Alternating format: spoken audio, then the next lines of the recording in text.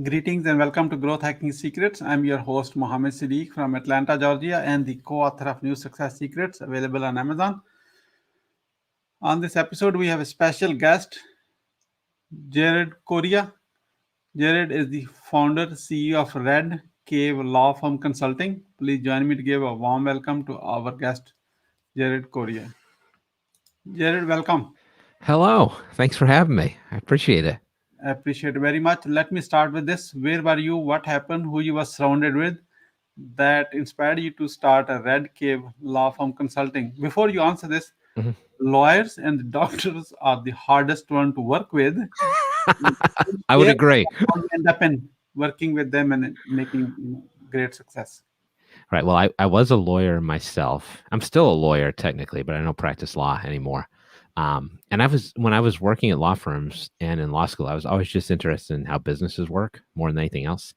So I worked as a lawyer for a few years, but the intention was always to set up a consulting practice because being in that world, I was pretty clear on the fact that lawyers were not great at running businesses and they needed help. And I felt like I was somebody who could provide that help for them. So there was a free program in Massachusetts that provided consulting services for lawyers. That's where I live. I was their first hire, built that from the ground up essentially, and probably worked with several thousand law firms over that point in time, and then just grew a further reputation, started doing content marketing online.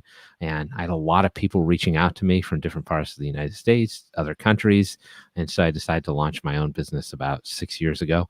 And in addition to working with lawyers directly, I also have partnerships with a number of bar associations across the United States. So I guess I wouldn't say I fell into it, but I was a lawyer who realized that maybe I had more business management skills than most lawyers do. And so that's how I kind of started this whole thing. Because you know their pain, because you're one of them. That's why. Oh, I'm a pain. They're pains. So we work well together. Everybody's just a little bit annoying. Oh, okay. Okay. So, Jared, so what are the top three mistakes to avoid when you're trying to grow your law firm? Yeah. The three I see commonly are a lot lawyers' number one concern is revenue generation. So they focus on making the money, not on the value that they provide to their clients. And lawyers have a bad reputation for this kind of thing. If you look at the way the public views lawyers, they look at them as greedy, they look at them as driving Mercedes Benzes, and they look at them as overbilling. Like, let's do as many hours as we possibly can at the highest rate possible. So what you're starting to see is more consumer pressure on attorneys to change their fee structures, and lawyers are getting after more of the value rather than anything else. I think on a related note, one of the things I've also noted about lawyers is that they have trouble putting themselves in the shoes of their clients. So they don't know what a value proposition looks like to those clients.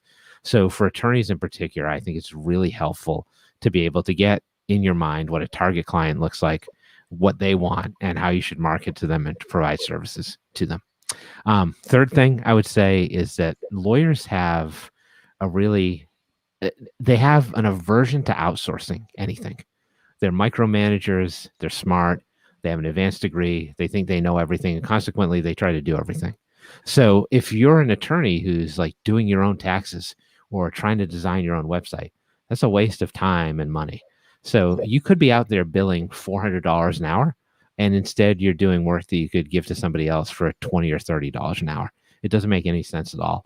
So I tell lawyers, like, as soon as you can, like, this is not just for growing firms, this is for firms that are starting out. Outsource the stuff that you don't want to do, just lower leverage, so you can spend more time working at the top of your law license, which is essentially billing as much as you can and generating that kind of work that's going to be high value work. So those are the three things I see that lawyers consistently make mistakes on.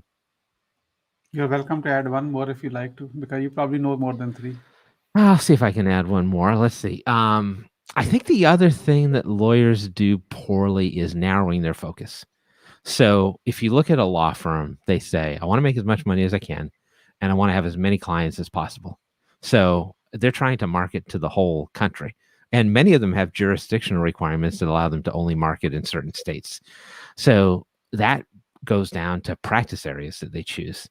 It's not great to have a general law practice where you do everything, because clients who are looking at lawyers, they want to find lawyers who do one thing very well that is in line with what their problem is.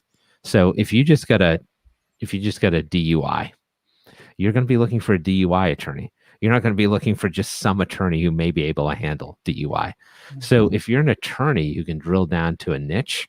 That's a very effective way to market your business. And most attorneys don't do that because their idea is they want to capture as much income as possible, as many clients as possible. And by doing so, they're not targeting their marketing to anybody. And it's hard to get clients. And then you're always doing a different type of work every day, which means you can't be efficient. So I would say niche down as soon as you can in a law practice.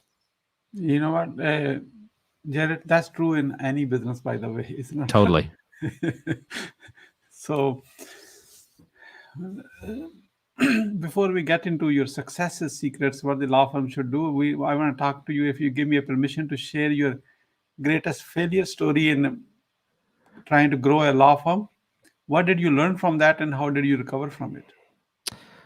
So with respect to law firm failures, when I work with legal clients, I always kind of try to get them to understand what a legal consumer wants at a very granular level. Like, not only what kind of legal services they want, which is mostly what people are thinking about, but how do they communicate with you?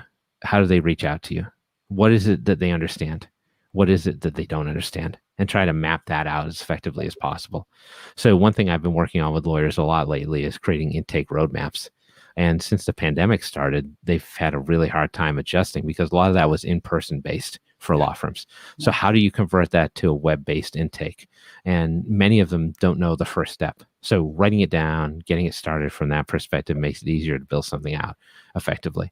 So you build your intake roadmap, you niche down your practice so that you're focused on a specific area, which makes it easy to market on its own. And then you try to tie that to your pricing to the extent you can. Not that you want to sell services at the lowest possible price, but instead of communicating the price, you want to focus on communicating the value. So if you can provide value, if you have a really easy to use intake roadmap, and it's very clear what you do, you're going to have success as an attorney. 9 times out of 10, probably 10 times out of 10. The formula is not that difficult. Formula is simple, not easy to implement. That's why the Red Cave Law Firm Consulting comes in. I get it. So that's why I'm here. Yes. So my guess was right. Yes, your guess was correct, sir. Yeah, I'm happy to. I help out a lot of law firms with this stuff, and I think that the problem for lawyers is, especially, and probably the same thing for doctors, is like you were never taught to run a business in graduate school. You're taught about what to do, how to do the work. But beyond that, you have no clue. So you don't know what it's like to have employees. You don't know what it's like to have policies and procedures manual. You don't know what it's like to set up workflows. It's really hard for them to manage that. So getting an outside perspective, and for a lot of the attorneys I work with, it's just getting them to think about running their business an hour a week or an hour every 2 weeks. And that eventually leads to positive change, usually more efficiency and more money as well. Wonderful. So what are the top 3 success secrets of Red Cave Law Firm Consulting? So for me, I think a lot of lawyers are, and again, I'm a lawyer, just not probably a normal one. I think it's like very black and white in terms of failure and success for a lot of attorneys, but I'm very open to failing. I think of everything as one big experiment. So if I try something and it doesn't work, I don't say, oh, I'm never trying something again. That didn't work. What I say is, okay, what did I learn from this? Were parts of this successful? Was it a total bust? What do I need to change to make this happen next time around? Or do you ever want to try it again? Did I miss something that I should have known that I could have made this successful, or is it just a non-starter? So I like to try things. I like to experiment, and no experiment is too big for me. And then if it doesn't work out, I'm very happy to do the post-mortem and figure out why. By the way, I take the same focus on if it does work. Say I do something and I do it really well, I'm always thinking about how can I make it better? So for me, like, I'm more of a tinkerer, I think, than most attorneys are. I test things out. I try things out. I see how they go. Sometimes they work. Sometimes they don't. I'm more about the process and the result. And I think a lot of attorneys in particular are about the result only. And that touches everything they do. And when you talk to attorneys and how they speak with their clients, like a lot of it is based on results. They want to achieve a certain result. But in some cases, if you've done the best job you can do for your clients, and if you put them into a better place, maybe you didn't find the exact result they wanted, but that's still a success story to them. And they can still buy into you and what you've done and still make referrals to you if you don't get 100% success on the outcome. So I think focusing on process, understanding that like you can learn from every failure you have and it's okay to try things, I think that's been pretty successful for me. And two other things I would say. One is, I mentioned this before, I always try to look at data and statistics if I can get them. So most people who run small businesses are going to make ad hoc decisions. So their hair is always on fire and they're going to do whatever they can to put it out. Lawyers are like this as well. The pandemic happens. All of a sudden, lawyers are very reactionary. Your server in your office breaks. All of a sudden, lawyers are very reactionary. It basically takes like an asteroid falling from the sky to get a lawyer to think of something different. So I'm trying to take a look at this and say, okay, you're always reacting. How about being proactive instead? Yeah. Take a look at data, information sets that you have. Try to make decisions based on that. That could relate to marketing. That could relate to business processes. That could relate to what your attorneys on your staff are doing. Looking at something as simple as utilization rate, which is a really easy KPI to derive. How effective and efficient are your staff people? Lawyers aren't looking at that. I'm always looking at that stuff. And the last thing I would say is try never to dismiss any viable opportunity, like out of hand. So I think there are a lot of people who get hit up with a lot of requests online, on social media. And unless somebody's like immediately, hey, I want to sell you something, I'm happy to talk to almost anybody, in part because there's probably a business relationship to be gained there. And they can make introductions. Their network is not going to be a one-to-one comparison of yours. They're going to know people that you don't know. So I'm very also open to opportunities to talk to people generally in a business context. And I think a lot of people shut down opportunities before they can grow them. And so for me, the more opportunities I can access, the more chances I have of success. So I try to be very open to networking. And at least for me, those are three things that have worked. Wonderful. This is a great, Jared, great knowledge, great wisdom. How the Growth Hacking Secrets community people are watching this now can support you.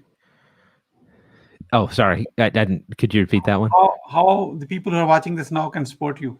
Oh, can support me. Okay. Oh, that's a good question. Okay. I'm always interested in talking to attorneys or people who know attorneys about like technology and their practices.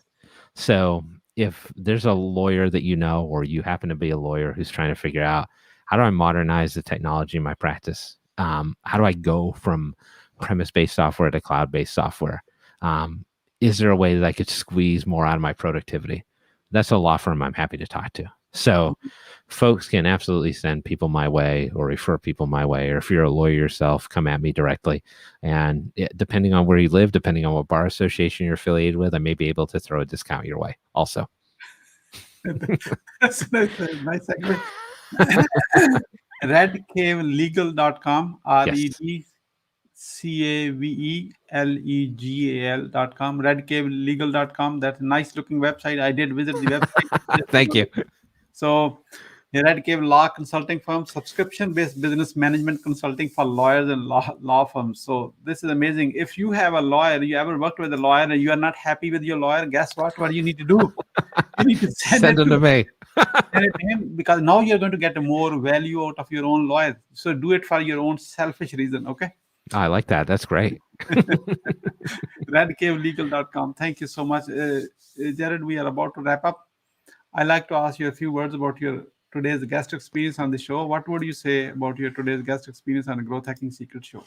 This is really great. I had a lot of fun talking with you, and I thought we delved into some really interesting areas, and it was very dynamic.